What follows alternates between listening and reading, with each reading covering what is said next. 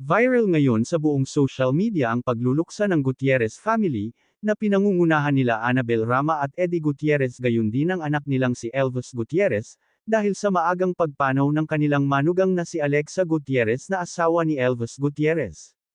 Kung ating matatandaan na si Alexa ay malapit kina Annabel Rama at Eddie Gutierrez, dahil si Alexa ay isang mabait at mapagmahal na manugang, kaya labis din ang lungkot ng Gutierrez family nang pumanaw na ang isa sa parte ng kanilang pamilya. Si Alexa ay pumanaw ngayong linggo July 28 at sa edad na 38 years old, dahil sa sakit na leukemia o blood cancer.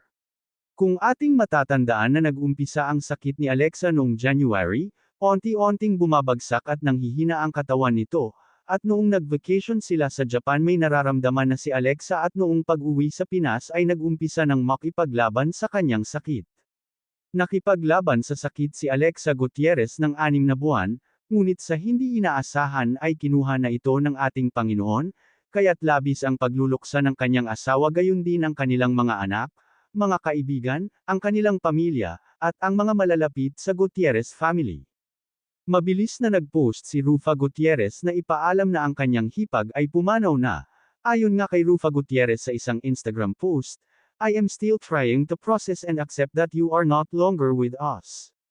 It's so hard. Words cannot express how broken and shocked I am. I love you so much my beautiful, irreplaceable Alexa.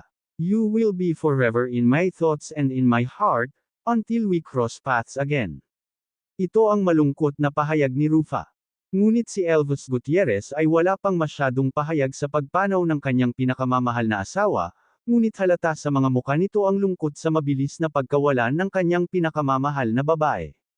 Sa IG page naman ni Elvis, tanging ang sweet photo lamang nila ng pumanaw na asawa ang nakapost ilang oras na ngayon ang nakararaan. Bumuhos ang mga mensahe ng pakikiramay at pakikisimpatya sa naulilang pamilya ni Alexa. Narito ang ilan sa mga nabasa namin. "So sorry to hear this. Our deepest condolences to your whole family. Praying for all of you." Pakikiramay ni Marjorie Barreto. "Our condolences to your family," post ni Carla Estrada. "Our deepest condolences to your whole family, tita. We love you and we are praying for you all," mula kay Danny Barreto. "My deepest sympathies and condolences to you and your loved ones, especially to her beautiful young family. This is unimaginable. I hope you all stay strong," ang message ni Jackie Forster. Kamakailan lamang ay humiling pa ng dasal si Rufa para sa kanyang sister-in-law na nakikipaglaban sa leukemia. Ilang buwan din itong sumailalim sa medical treatment. "She's battling leukemia, just continue to pray for her.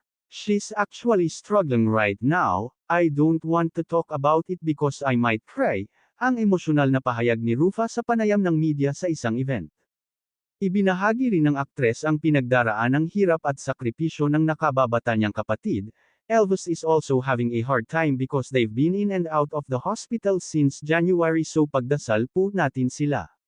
We really need your prayers kasi the treatment that she needs, wala dito sa Pilipinas.